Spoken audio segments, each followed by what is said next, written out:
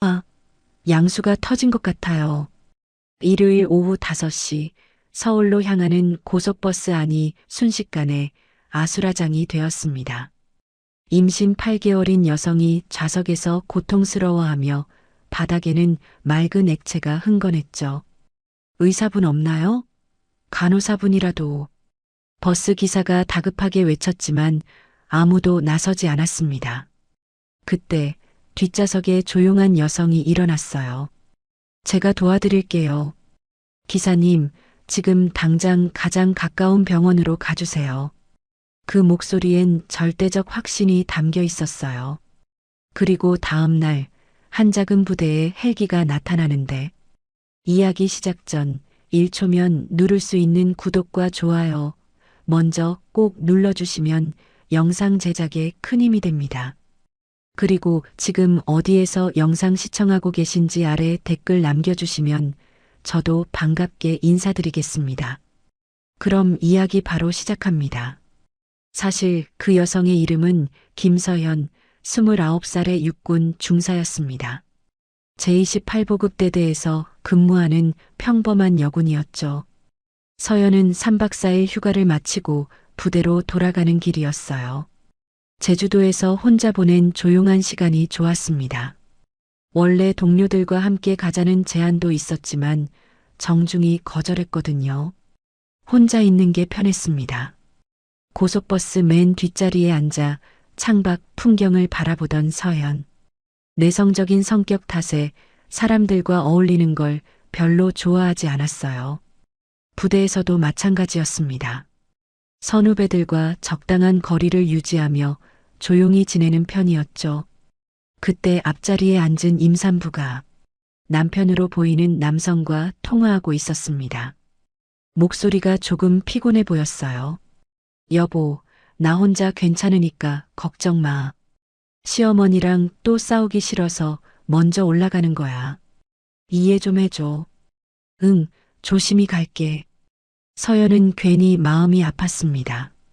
임신한 몸으로 혼자 긴 여행을 하는 게 쉽지 않을 텐데. 하지만 모르는 사람에게 먼저 말을 걸 용기는 없었어요. 오후 5시가 되자 버스 안이 어둑해지기 시작했습니다. 서연은 가방에서 책을 꺼내 읽기 시작했어요. 평소 관심이 많았던 의료 관련 잡지였습니다. 어릴 때부터 의료진을 동경했었거든요. 사실 서연은 군에 입대하기 전까지 간호학과 진학을 꿈꿨었습니다. 하지만 형편상 대학에 가기 어려워서 군 입대를 선택했죠. 지금도 틈틈이 의료 관련 공부를 하고 있었어요. 전역 후에는 간호조무사라도 해보고 싶다는 작은 꿈이 있었거든요. 부대 동료들은 서연을 조용하고 성실한 후배라고 생각했습니다. 특별할 게 없는 평범한 여군이라고 여겼죠. 서연도 그런 평가가 나쁘지 않았어요. 눈에 띄지 않는 게 편했거든요. 그런데 가끔은 답답했습니다. 정말 이대로 평범하게만 살아야 하나 싶을 때가 있었어요. 하지만 별다른 특기도 없고 내성적인 성격이라 뭘 할 수 있을지 모르겠더라고요. 아, 갑작스러운 비명에 서연이 고개를 들었습니다. 앞자리에 임산부가 몸을 웅크리며 고통스러워하고 있었어요. 괜찮으세요? 옆에 앉은 승객이 걱정스럽게 물었지만 임산부의 얼굴이 점점 창백해졌습니다. 양수가 터진 것 같아요. 서연의 심장이 빨라졌습니다. 잡지에서 읽었던 내용이 떠올랐어요. 양수 파열은 즉시 병원에 가야 하는 응급 상황이라고 했었는데 의사분 계신가요? 간호사분이라도. 버스 기사의 다급한 목소리가 들렸지만 아무도 대답하지 않았습니다. 승객들은 당황한 채로 서로만 쳐다볼 뿐이었어요. 서연은 망설였습니다. 자신은 의사도 간호사도 아닌 그냥 평범한 군인이었거든요. 괜히 나섰다가 더 위험해지면 어떻게 하죠? 하지만 임산부의 상태가 점점 악화되는 게 보였습니다. 호흡이 거칠어지고 식은땀이 흘러내렸어요. 이대로 두면 정말 위험할 것 같았습니다. 내가 할 수 있는 건 없을까? 서연은 평소에 읽었던 의료 관련 내용들을 머릿속으로 떠올려 봤습니다. 물론 이론으로만 알고 있는 거였지만 아무것도 안 하는 것보다는 나을 거예요. 마침 예전에 부대에서 응급처치 교육을 받았던 기억도 났습니다. 기본적인 것들이었지만 도움이 될지도 모르죠.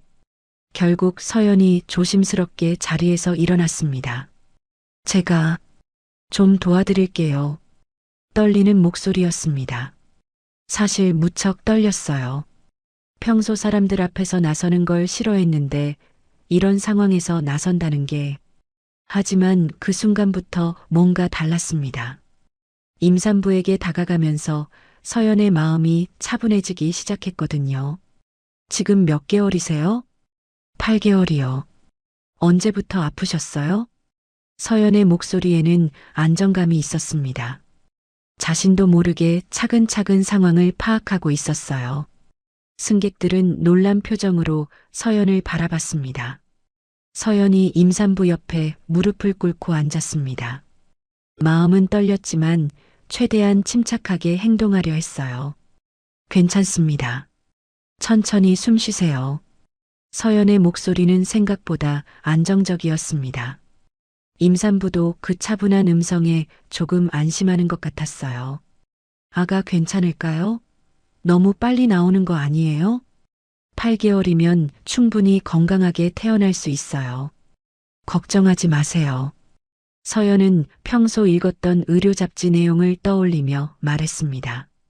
8개월이면 조산이긴 하지만 생존 가능성이 매우 높다고 했었거든요. 그런데 임산부의 손목을 잡는 순간 서연은 뭔가 이상함을 느꼈습니다. 맥박이 너무 빨랐어요. 그리고 맥박을 재는 자신의 손가락 움직임도 생각보다 정확했고요. 내가 언제 이렇게 부대 응급처치 교육에서 맥박 재는 법을 배웠긴 했지만 이렇게 자연스럽게 할 수 있었나 싶었습니다. 하지만 지금은 그런 걸 생각할 시간이 없었어요. 맥박이 조금 빨라요. 긴장해서 그런 것 같으니까 심호흡을 해보세요. 서연의 지시에 따라 임산부가 호흡을 조절하자 실제로 맥박이 조금 안정되기 시작했습니다. 오, 신기하네요. 정말 의사 아니세요? 옆에서 지켜보던 승객이 물었지만 서연은 고개를 젓고는 임산부에게만 집중했어요. 지금 진통 간격이 어떻게 되세요? 규칙적인가요? 아직은 불규칙해요. 그런데 아까보다 더 아픈 것 같아요. 서연은 잡지에서 읽었던 내용을 기억해냈습니다. 진통이 불규칙하다면 아직 시간이 조금 있을 거라고 했었는데, 하지만 양수가 터진 상황이라 최대한 빨리 병원에 가야 했어요. 기사님, 정말 죄송한데 병원으로 가주실 수 있나요? 네, 물론이죠.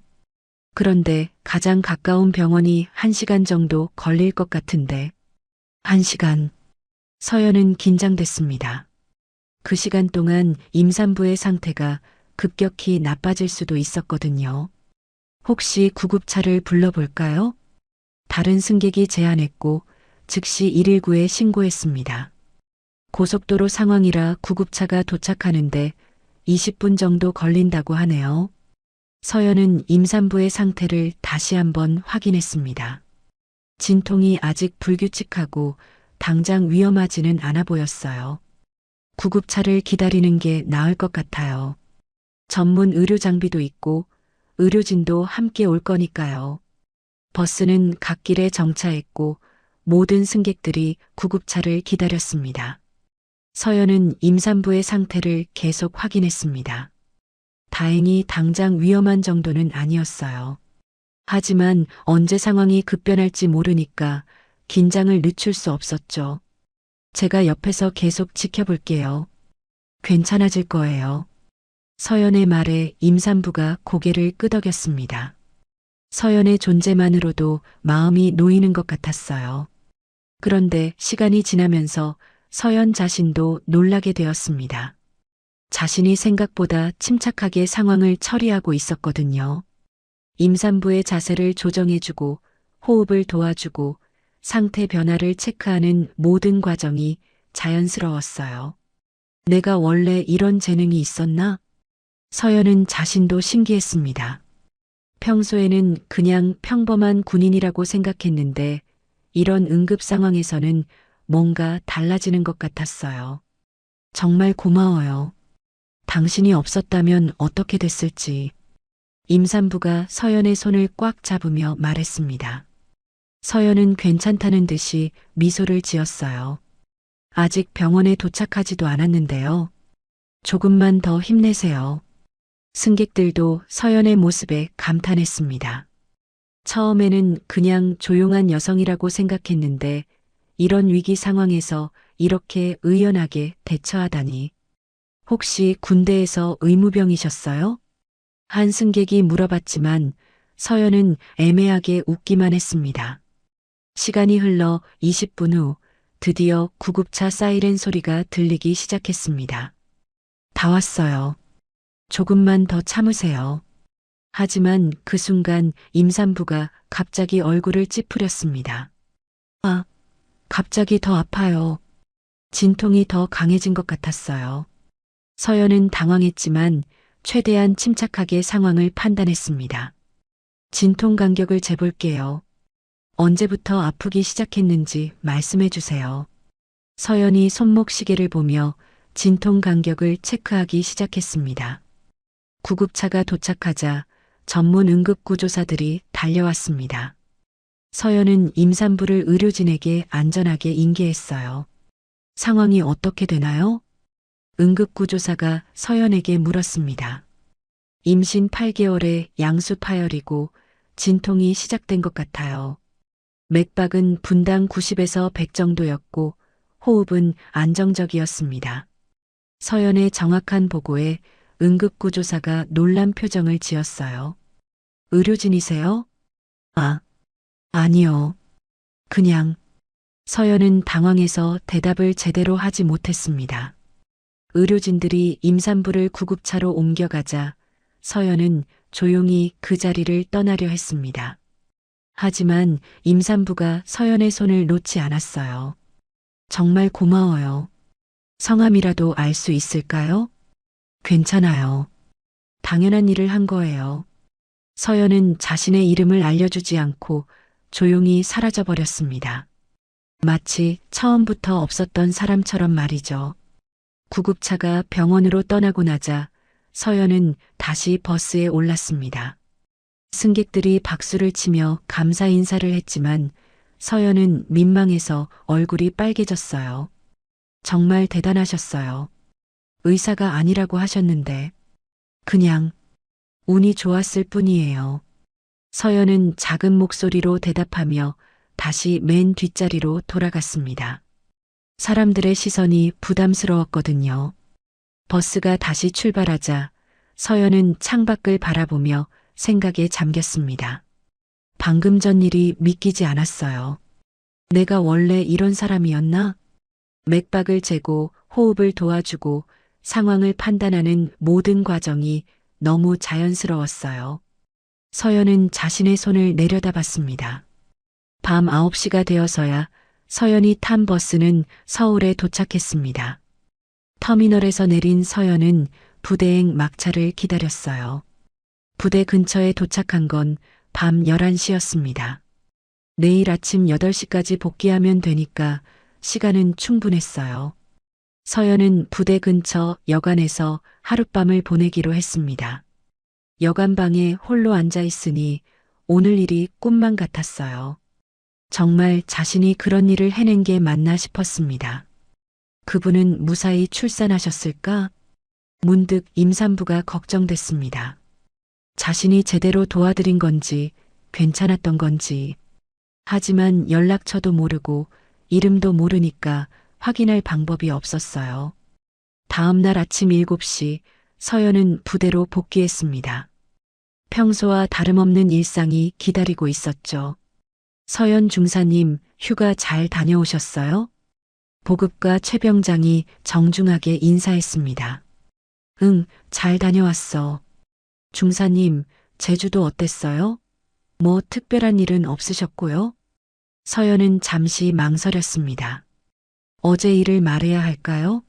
하지만 굳이 떠들어서 관심받고 싶지 않았어요. 그냥 조용히 쉬었어. 역시 중사님답네요. 조용하시기로는 우리 부대에서 제일이세요. 최 병장은 웃으며 자리를 떠났습니다.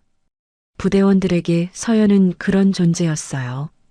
조용하고 성실하지만 특별할 게 없는 평범한 여군 중사. 아무도 그녀가 어제 사람을 구했다는 걸 모르고 서연도 굳이 말할 생각이 없었습니다.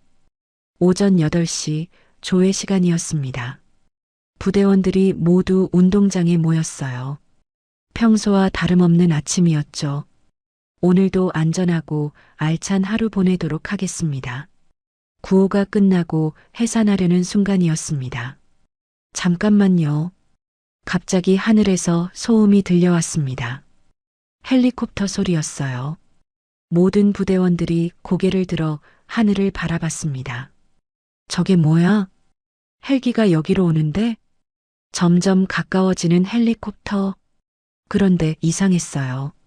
일반적인 훈련용 헬기가 아니라 뭔가 특별해 보였거든요. 헬기가 부대 운동장에 착륙하자 모든 부대원들이 긴장했습니다. 갑작스러운 일이었거든요. 헬기에서 내린 사람을 본 순간 부대장부터 신병까지 모든 사람이 얼어붙었습니다. 사성 장군 계급장을 단 육군 참모총장이었거든요. 차렷! 부대장의 구령에 모든 장병이 일제히 차렷 자세를 취했습니다. 참모총장은 군 최고 위직이었으니까요. 서연도 다른 부대원들과 함께 긴장한 표정으로 차렷 자세를 했습니다. 참모총장이 왜 이런 작은 보급부대에 오셨을까요? 편히 하십시오. 참모총장의 목소리는 위험이 있었지만 따뜻했습니다. 하지만 모든 부대원들은 여전히 긴장하고 있었어요. 제가 여기 온 이유가 있습니다. 참모총장이 천천히 부대원들을 바라보며 말했습니다. 어제 제 며느리가 위험한 상황에 빠졌습니다. 서울로 오는 고속버스에서 조산 위험에 처했죠. 부대원들이 웅성거리기 시작했습니다. 참모총장의 며느리가 위험했다고요? 서연의 심장이 빨리 뛰기 시작했습니다. 혹시 그분이? 하지만 한 분이 나서서 제 며느리를 도와주셨습니다. 덕분에 며느리와 손자 모두 무사할 수 있었죠. 참모총장의 목소리에 감정이 섞여 있었습니다. 서연은 믿을 수 없었어요. 자신이 도운 임산부가 참모총장의 며느리였다니. 그분을 찾아서 감사 인사를 드리고 싶었는데 이름도 연락처도 알 수 없었습니다. 하지만 구급차 기록을 통해 추적해 본 결과 참모총장이 잠시 말을 멈췄습니다. 그분이 이 부대 소속임을 알아냈습니다. 모든 부대원들이 술렁였습니다. 우리 부대 누군가가 참모총장의 며느리를 구했다고요? 서연은 어떻게 해야 할지 모르겠었어요. 나서야 할까요? 아니면 조용히 있어야 할까요? 김서연 중사님. 갑자기 자신의 이름이 불려서 서연은 깜짝 놀랐습니다. 네. 떨리는 목소리로 대답했지만 아직 믿기지 않았어요. 앞으로 나와주시겠습니까? 모든 시선이 서연에게 쏠렸습니다. 평소에 조용하기만 했던 서연이 참모총장님의 며느리를 구했다고요? 서연은 떨리는 다리로 앞으로 나섰습니다. 꿈 같은 일이었어요. 서연이 앞으로 나서자 부대 전체가 조용해졌습니다. 모든 사람들의 시선이 그녀에게 집중됐어요. 평소에 눈에 띄지 않던 서연이 이런 주목을 받는 건 처음이었죠.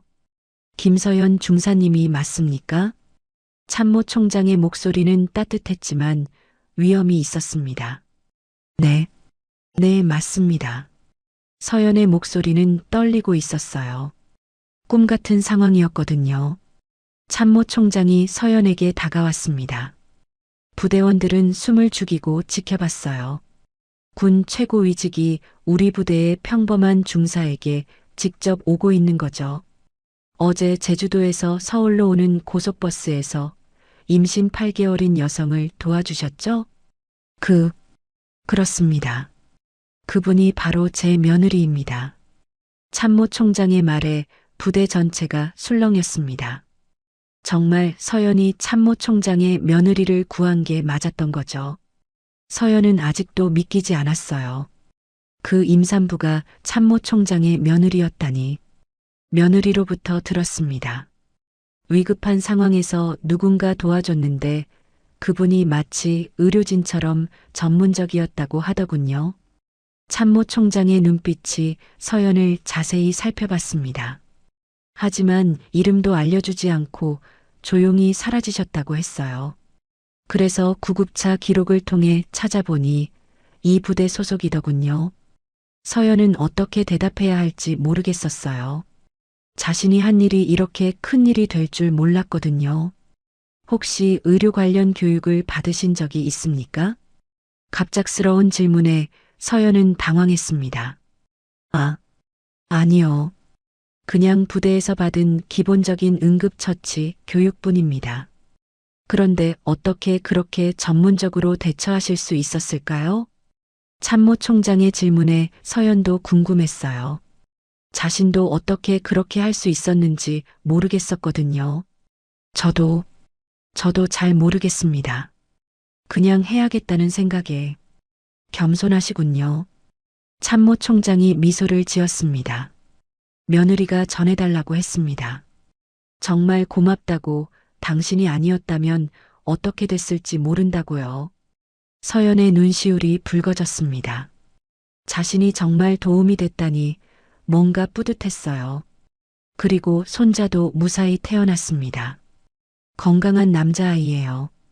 부대원들에게서 박수 소리가 터져 나왔습니다. 감동적인 순간이었죠. 저는 생명을 구해주신 은혜를 절대 잊지 않습니다. 참모총장이 서연에게 정중히 인사했습니다. 군 최고위직이 일개 중사에게 고개를 숙이는 모습에 모든 부대원들이 감동했어요. 아닙니다. 당연한 일을 한 건데요. 당연한 일이라고요? 그 상황에서 나설 수 있는 사람이 얼마나 될까요? 참모총장의 말에 서연은 할 말이 없었어요. 혹시 인사발령을 원하신다면 언제든지 말씀해 주십시오. 의료부대나 특수부대, 어디든 추천해 드리겠습니다. 갑작스러운 제안에 부대원들이 놀랐습니다. 참모총장이 직접 인사발령을 제안한다고요? 하지만 서연은 고개를 저었어요. 감사하지만 저는 지금 여기가 좋습니다. 정말입니까? 이런 기회가 흔하지 않은데. 네. 저는 평범하게 사는 게 좋아요. 참모총장은 서연의 대답을 의외라는 표정으로 들었습니다. 보통 이런 기회를 마다할 사람은 없었거든요. 그렇다면 혹시 과거에 특별한 교육이나 경험이 있으셨나요? 정말 일반인이 할 수 있는 수준을 넘어서더군요. 참모총장의 눈빛이 예리해졌습니다. 뭔가를 의심하는 것 같았어요. 서연은 긴장했습니다. 자신의 과거를 들키고 싶지 않았거든요. 정말 아무것도 없습니다. 그냥 평범한 보급부대 중사예요. 참모총장이 서연을 유심히 바라봤습니다. 뭔가 확신이 서지 않는 것 같았어요. 그때 부대장이 나섰습니다. 참모총장님, 김서연 중사는 정말 모범적인 부대원입니다. 조용하고 성실해서 사고 한 번 친 적이 없어요. 그렇군요. 인사 기록을 한번 살펴봐도 될까요? 물론입니다. 부대장이 서연의 인사 기록을 가져왔습니다. 참모총장이 그것을 살펴보는 동안 서연은 식은땀이 났어요. 혹시 자신의 과거가 들통날까봐 걱정됐거든요. 20살에 입대해서 지금까지 9년째 복무 중이군요. 참모총장이 인사기록을 천천히 살펴봤습니다. 그런데 갑자기 손이 멈췄어요. 707 특수임무대대. 의무병. 참모총장의 눈빛이 변했지만 아무 말도 하지 않았습니다. 그저 조용히 서류를 덮었을 뿐이에요. 부대장은 서연의 특수부대 경력을 당연히 알고 있었지만 일부러 언급하지 않았어요. 서연이 그 과거를 말하고 싶어 하지 않는다는 걸 알았거든요. 평소에도 동료들 앞에서 특수부대 출신이라는 말을 한 번도 하지 않았으니까요. 아무튼 정말 고맙습니다. 제 가족을 구해주셔서. 참모총장은 특수부대 경력을 발견했지만 언급하지 않았어요. 하지만 그의 눈빛에는 뭔가 다른 의미가 담겨 있었습니다. 혹시 인사발령을 원하신다면 언제든지 말씀해 주십시오. 서연은 참모총장이 뭔가를 알아챈 것 같다는 느낌을 받았지만 확실하지는 않았어요. 아무튼 정말 고맙습니다. 제 가족을 구해주셔서. 참모총장이 다시 한번 감사 인사를 했습니다. 그런데 한 가지만 더 여쭤봐도 될까요? 네. 혹시 이름이, 원래 이름이 김서연이 맞나요? 갑작스러운 질문에 서연이 당황했습니다. 네. 무슨 말씀이신지. 아니에요. 그냥 궁금해서요. 참모총장의 눈빛에 뭔가 다른 의미가 담겨 있는 것 같았어요. 마치 서연에 대해 뭔가 알고 있는 듯한. 하지만 더 이상 묻지는 않았습니다. 오늘 정말 보람찬 만남이었습니다. 다시 한번 감사드립니다. 참모총장이 서연에게 악수를 청했습니다. 서연은 떨리는 손으로 악수에 응했어요. 앞으로도 건승하시기 바랍니다. 그리고 참모총장이 작은 목소리로 말했습니다. 언젠가 다시 만나게 될 것 같군요. 무슨 의미인지 모르겠지만 뭔가 의미심장한 말이었어요. 참모총장이 헬기에 오르자 모든 부대원들이 경례했습니다. 헬기가 떠나고 나서야 부대에 다시 일상이 돌아왔어요. 하지만 서연의 마음은 복잡했습니다. 참모총장의 마지막 말이 계속 신경 쓰였거든요. 헬기가 사라지고 나서 부대는 완전히 달라졌습니다. 평소 조용했던 서연이 갑자기 부대의 화제 인물이 된 거죠. 야, 서연 중사님, 정말 대박이었어요. 참모총장님이 직접 찾아오시다니. 우리 부대 역사상 처음이에요. 부대원들이 서연 주위로 몰려들었지만 서연은 어색해했어요. 이런 관심이 부담스러웠거든요. 그냥 운이 좋았을 뿐이에요. 하지만 부대원들의 시선은 달라져 있었습니다. 평범한 중사가 아니라 뭔가 특별한 사람으로 보기 시작한 거죠. 오후가 되자 부대장이 서연을 불러들였습니다. 서연 중사, 들어와 앉아. 네, 부대장님. 부대장실에 앉은 서연은 긴장하고 있었어요. 무슨 말을 들을지 예상이 안 됐거든요. 오늘 일은 정말 자랑스럽다. 우리 부대 명예를 높여줘서 고마워. 감사합니다. 그런데 참모총장님이 뭔가 의미심장하게 보시더라고. 부대장의 말에 서연의 심장이 빨라졌습니다. 혹시 뭔가 눈치채신 건 아닐까? 부대장은 서연의 특수부대 경력을 당연히 알고 있었어요. 하지만 서연이 그 과거를 숨기고 싶어 한다는 것도 잘 알았죠. 그래서 일부러 언급하지 않고 지켜봐 주고 있었거든요. 걱정 마. 내가 조용히 지내고 싶어 하는 마음 나도 이해해. 굳이 떠들어서 좋을 게 없지. 서연은 부대장의 배려에 고마웠어요. 며칠이 지났지만 서연의 마음은 편하지 않았습니다. 참모총장의 마지막 말이 계속 신경 쓰였거든요. 언젠가 다시 만나게 될 것 같다는 그 말이. 그리고 일주일 후 정말로 다시 연락이 왔습니다. 김서연 중사, 참모총장님께서 부르신다. 전령이 전해준 메시지에 서연은 놀랐어요. 왜 다시 부르실까요? 이번에는 헬기가 아니라 공문으로 온 정식 소환이었습니다. 서울 용산에 있는 국방부로 오라는 거였어요. 이틀 후 서연은 국방부 청사에 서 있었습니다. 이렇게 큰 건물에 와본 것도 처음이었고 참모총장실에 간다는 것도 믿기지 않았어요. 김서연 중사님이시죠? 참모총장님이 기다리고 계십니다. 비서관의 안내를 받아 참모총장실에 들어간 서연. 넓고 위험 있는 방이었어요. 어서 오십시오, 서연 중사님. 참모총장이 반갑게 맞아주었습니다. 앉으시죠. 차라도 한잔 하시겠어요? 괜찮습니다. 며느리와 손자가 잘 있습니다. 정말 고마워요. 다행이네요. 그런데 오늘 부른 이유가 따로 있어요.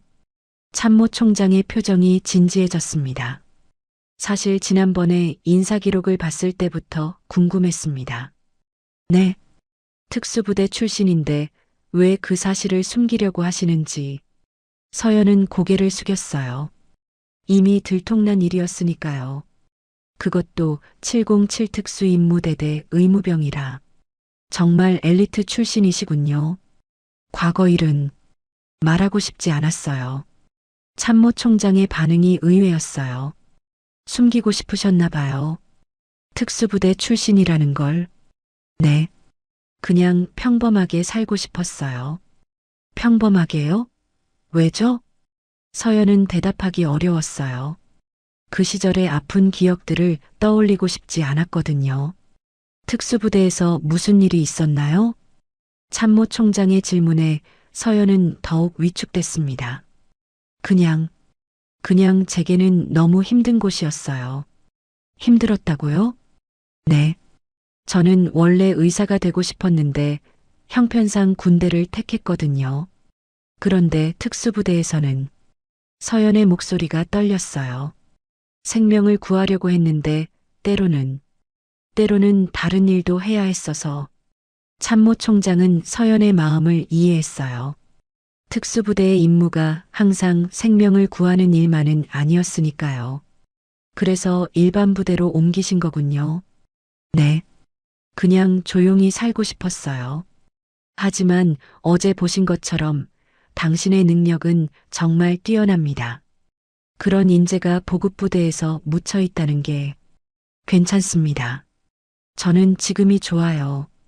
참모총장이 서연을 유심히 바라봤습니다. 혹시 어린 시절 이름이 달랐던 적이 있나요? 갑작스러운 질문에 서연이 놀랐어요. 네. 이서영. 혹시 이서영이라는 이름으로 불렸던 적이 있나요? 서연의 얼굴이 창백해졌습니다. 그 이름을 어떻게 알고 있는 거죠? 그건 어떻게. 역시 맞군요. 참모총장의 눈에 눈물이 맺혔습니다. 서연아, 정말 너구나. 네.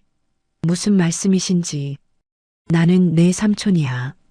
내 아버지의 동생, 이태성이다. 서연은 믿을 수 없었어요. 참모총장이 자신의 삼촌이라고요? 그럴 리가. 너는 7살 때 부모님을 잃었지? 교통사고로. 그때 이름이 서영이었어. 서연의 눈에서 눈물이 흘러내렸습니다. 어린 시절의 아픈 기억이 떠올랐어요. 그때 내가 너를 찾지 못해서 정말 미안했다. 삼촌이세요? 그래, 내가 내 삼촌 태성이다. 22년 만에 재회였습니다. 서연은 믿을 수 없어서 계속 눈물만 흘렸어요. 삼촌, 정말 삼촌이세요? 서연의 목소리는 떨리고 있었어요. 22년 만에 만난 가족이었거든요. 그래, 서영아. 정말 너구나. 아니, 이제는 서연이라고 해야겠네. 참모총장. 아니, 삼촌 이태성의 눈에도 눈물이 맺혔습니다. 내가 얼마나 너를 찾았는지 모른다. 22년 동안 하루도 잊은 적이 없어. 서연은 어린 시절 기억이 어렴풋이 떠올랐어요. 따뜻하게 안아주던 삼촌, 군복을 입고 멋있어 보였던 그 사람. 정말 삼촌이 맞아요? 내 아버지 이정호. 내 형이었지. 너는 형님의 딸 내 조카야. 참모총장이 책상 서랍에서 낡은 사진 한 장을 꺼냈습니다. 어린 서연이 군복을 입은 남자와 함께 찍은 사진이었어요. 이 사진, 기억나니? 서연의 눈에서 눈물이 흘러내렸습니다. 희미하게나마 기억이 났거든요. 삼촌이 소위 때, 제가 5살 때 찍은 거죠? 맞아. 너는 그때도 의사가 되고 싶다고 했었어. 아픈 사람들을 고쳐주겠다고. 어린 시절의 꿈이었습니다. 하지만 부모님을 잃고 고아원에서 자라면서 그 꿈은 포기해야 했죠. 부모님 돌아가신 후에 너를 찾으려고 했는데 이미 고아원으로 가버린 뒤였어. 내가 해외 파병 중이라 바로 돌아올 수 없었거든. 괜찮아요. 삼촌 잘못이 아니에요. 아니야, 내 잘못이야. 가족을 지키지 못했어. 참모 총장의 목소리에는 깊은 후회가 담겨 있었습니다. 그때부터 줄곧 너를 찾았어. 고아원 기록도 뒤져보고 입양 기록도 확인해보고. 하지만 이름을 바꿔서 찾기가 어려웠어. 저는 고아원에서 김씨성을 택했어요. 그리고 이름도 서연으로 바꿨고요. 새로 시작하고 싶어서. 그래서 김서연이 된 거구나. 서영이에서 서연으로 이름도 바꿨고 두 사람은 잠시 말없이 서로를 바라봤습니다. 너무나 긴 시간이 흘렀지만 혈육의 정은 그대로 남아 있었어요. 근데 어떻게 저를 알아보셨어요? 어린 시절과 똑같은 눈매, 똑같은 표정이더라. 그리고 의료 실력을 보니 더욱 확신했어. 어릴 때부터 의사가 되고 싶다던 내 모습 그대로였거든. 네. 서연아, 왜 특수부대를 그만뒀니? 그렇게 뛰어난 실력을 가지고 있는데. 서연은 대답하기 어려웠어요. 그 시절에 힘들었던 기억들이 떠올랐거든요. 저는 사람을 살리고 싶었어요. 하지만 특수부대에서는 힘든 일들이 많았구나. 네. 생명을 구하는 일도 있었지만 때로는 다른 일도 해야 했어요. 참모 총장은 서연의 마음을 이해했습니다. 특수부대의 임무가 항상 인도적인 것만은 아니었으니까요. 그래서 일반 부대로 옮긴 거야? 네. 그냥 조용히 살고 싶었어요.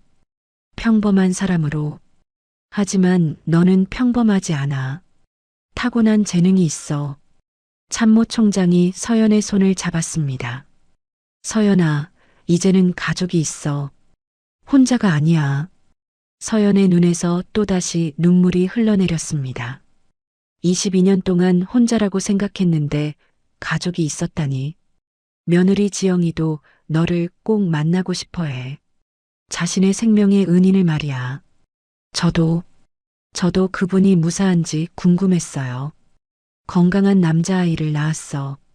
이름을 서준이라고 지었대. 너를 기념해서 말이야. 서연은 감동했어요. 자신의 이름을 따서 아기 이름을 지었다니. 그리고 하나 더 놀라운 소식이 있어. 네. 지영이 남편 내 아들 준호가 곧 미국에서 돌아와. 그럼 너도 조카 사위를 만나게 되는 거야.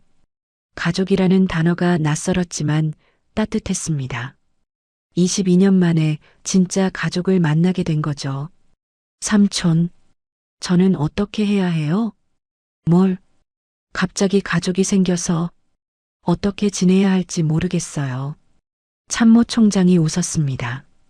그냥 평소처럼 지내면 돼. 가족이라는 게 특별한 게 아니야. 서로 아끼고 돌봐주는 거지. 네. 그런데 한 가지는 부탁하고 싶어. 뭔가요? 내 능력을 좀 더 활용했으면 해. 의료부대나 군 병원으로 발령을 내줄 수도 있어. 서연은 고민이 됐어요. 평범하게 살고 싶었는데. 생각해봐. 내 능력으로 더 많은 사람들을 도울 수 있을 텐데. 하지만 저는 억지로 하라는 게 아니야. 생각해보라는 거지. 어제처럼 누군가를 도울 기회가 더 많아질 텐데. 참모 총장의 말에 서연은 생각에 잠겼습니다. 정말 자신이 더 많은 사람들을 도울 수 있을까요? 시간을 줄게. 천천히 생각해봐. 감사해요, 삼촌. 그런데 이제부터는 우리 집에 자주 놀러 와야 해. 며느리도 손자도 너를 기다리고 있어. 서연은 고개를 끄덕였어요. 가족이 있다는 게 이렇게 따뜻한 일이었구나. 그리고 서연아. 네, 정말 자랑스럽다. 이런 훌륭한 조카를 둬서 말이야. 서연의 마음이 뭉클해졌습니다. 22년 만에 들어보는 가족의 격려였거든요. 며칠 후 서연은 삼촌의 초대로 집에 방문했습니다. 22년 만에 가족의 집에 가는 길이었어요. 고급 주택가에 위치한 큰 집이었습니다. 서연은 문 앞에서 한참을 망설였어요. 어서 와, 서연아. 삼촌이 직접 나와서 맞아주었습니다. 들어가자. 지영이가 너를 얼마나 기다렸는지 몰라. 거실에는 아기를 안고 있는 여성이 앉아 있었습니다. 바로 서연이 구했던 그 임산부 박지영이었어요. 어머, 정말 그분이세요? 지영이 서연을 보자마자 눈물을 흘렸습니다. 안녕하세요. 그날 괜찮으셨어요? 당신 덕분에 살았어요. 정말 고마워요. 지영이 서연의 손을 꽉 잡았어요. 이 아이도 당신 덕분에 무사히 태어날 수 있었어요. 이름이 서준이에요. 당신 이름을 따서 지었어요. 서연은 뭉클했습니다. 그런데 아버님과 친척이라고 들었는데 정말인가요? 네. 삼촌의 조카입니다. 세상에. 정말 운명인가 봐요. 우연히 만난 게 아니라 가족이었다니. 그때 현관문이 열리는 소리가 들렸습니다. 아빠 다녀왔습니다. 젊은 남성의 목소리였어요. 삼촌의 아들 지영의 남편인 준호가 돌아온 거였죠. 준호야, 어서 와. 이분이 내 아내와 아들을 구해주신 분이야. 그리고 너의 사촌 누나야. 사촌? 누나요? 준호가 놀란 표정으로 서연을 바라봤습니다. 안녕하세요. 정말 사촌 누나세요? 네. 이서영. 아니, 지금은 김서연이라고 해요. 누나, 정말 고마워요. 제가 없는 사이에. 괜찮아요. 당연한 일을 했을 뿐이에요. 이제 정말 가족이 되었네요. 지영이 환하게 웃었습니다. 그런데 누나, 앞으로 어떻게 하실 거예요? 아버지가 말씀하시던데 의료부대로 발령을 받으실 수도 있다고. 아직 모르겠어요. 누나 같은 분이 보급부대에만 있기에는 아까워요. 정말 뛰어난 실력을 가지고 계시는데. 준호의 말에 지영도 고개를 끄덕였어요. 맞아요. 저처럼 위급한 상황에 있는 사람들이 많을 텐데. 생각해보세요, 누나. 꿈을 포기할 필요 없어요. 삼촌이 조용히 말했습니다. 의사가 되고 싶었던 어린 서영이의 꿈 말이야.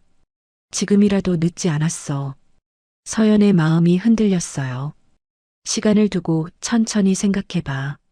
그리고 서연아, 이제는 혼자가 아니야. 우리가 있어. 무슨 일이든 함께 할 수 있어. 22년 만에 느끼는 가족의 사랑이었습니다. 한 달이 지났습니다. 서연은 가족들과 시간을 보내면서 많은 생각을 했어요. 그러던 어느 날 서연은 결심했습니다. 삼촌, 말씀드릴 게 있어요. 결정했구나? 네. 의료부대 발령. 받겠어요. 삼촌의 얼굴에 환한 미소가 번졌습니다. 정말? 뭐가 마음을 바꾸게 했니? 지영 언니 말이 맞았어요. 저 같은 위급한 상황에 있는 사람들이 많을 거라고. 그리고 무엇보다 이제는 혼자가 아니잖아요. 가족이 있으니까 두렵지 않아요. 정말 자랑스럽다, 서연아. 일주일 후 서연의 발령이 났습니다. 국군 수도병원 응급의학과였어요. 부대 동료들은 놀랐지만 모두 축하해 주었어요. 서연 중사님, 정말 축하해요. 최 병장이 진심으로 축하해 주었습니다. 그런데 중사님, 정말 특수부대 출신이었어요? 응. 비밀로 해둘 게 뭐 있어. 서연은 이제 자신의 과거를 숨기려 하지 않았어요. 앞으로도 연락하고 지내요, 중사님. 물론이지. 발령 첫날 국군수도병원 응급실에 선 서연. 깔끔한 군의료복을 입고 있었어요. 김서연 중사님이시죠? 저는 응급의학과 과장 박대령입니다. 잘 부탁드립니다. 응급실은 생각했던 것보다 바빴어요. 다양한 환자들이 계속 들어왔고 서연은 자연스럽게 업무에 적응해 갔습니다. 중사님, 저 환자 상태 어떻게 보세요? 맥박이 조금 불안정하네요. 심전도 다시 찍어보시고 혈압도 지속적으로 모니터링해야 할 것 같아요. 역시 정확하시네요. 의료진들은 서연의 정확한 판단력에 감탄했어요. 한 달이 지나자 서연은 완전히 응급실의 핵심 인력이 되어 있었습니다. 어느 날 응급실에 익숙한 얼굴이 나타났습니다. 언니, 지영이 서준이를 안고 들어왔어요. 지영아, 서준이가 아픈 거야? 아니에요. 그냥 언니 일하는 모습이 보고 싶어서요. 정말 멋있어요, 언니. 서준이도 많이 컸어요. 서연을 보고 환하게 웃었습니다. 이 아이 언니를 좋아하네요. 그때 응급 환자가 들어왔습니다. 실례할게, 지영아. 서연이 다시 업무로 돌아갔어요. 환자를 향해 뛰어가는 서연의 모습을 지영은 자랑스럽게 바라봤습니다. 저녁이 되어 업무가 끝나자 서연은 삼촌에게 전화를 걸었어요. 삼촌, 저예요. 서연아, 병원 일은 괜찮고? 네, 정말 좋아요. 매일이 보람 있어요. 정말 제가 하고 싶었던 일이었구나 싶어요. 그래, 내가 행복하니까 나도 기뻐. 삼촌, 정말 고마워요. 그리고 이제야 깨달았어요. 어린 서영이의 꿈이 사라진 게 아니었다는 걸요. 계속 제 마음속에 살아 있었어요. 맞아. 꿈은 없어지지 않아. 때로는 숨어 있을 뿐이지. 이제는 당당하게 말할 수 있어요. 저는 사람을 돕는 일을 하고 있다고, 제 꿈을 이루고 있다고. 정말 자랑스럽다, 서연아. 전화를 끊고 나서 서연은 병원 창밖을 바라봤습니다. 별이 아름답게 빛나고 있었어요. 22년 전 혼자 남겨졌던 7살 서영이. 그 아이가 이제 29살 김서연이 되어 자신의 꿈을 이루고 있었습니다. 가족도 찾고 꿈도 찾고 정말 완전한 새 출발이었어요. 내일도 누군가를 도울 수 있다는 생각에 서연은 미소 지었습니다. 이제는 더 이상 혼자가 아니었거든요. 여러분, 김서연 중사의 이야기는 어떠셨나요? 때로는 우리도 서연처럼 자신의 진짜 모습을 숨기고 살아갑니다. 평범함 속에 안주하며 꿈을 포기한 채 말이죠.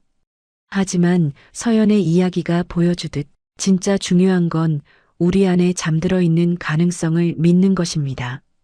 그리고 누군가 손을 내밀어 줄 때 용기를 내어 그 손을 잡는 것이죠. 가족의 사랑, 꿈을 향한 용기, 그리고 누군가를 도울 수 있다는 보람. 이 모든 것들이 우리 인생을 얼마나 풍요롭게 만드는지 서연의 이야기를 통해 느끼셨을 겁니다. 여러분도 혹시 숨겨둔 꿈이 있다면 늦었다고 생각하지 마세요. 지금이라도 충분히 새로운 시작을 할 수 있습니다. 오늘 이 감동적인 이야기가 여러분의 마음에도 작은 용기를 심어주었으면 좋겠습니다. 구독과 좋아요는 더 많은 분들에게 이런 따뜻한 이야기를 전할 수 있는 힘이 됩니다. 그럼 다음에도 더욱 감동적인 이야기로 찾아뵙겠습니다. 시청해주셔서 감사합니다.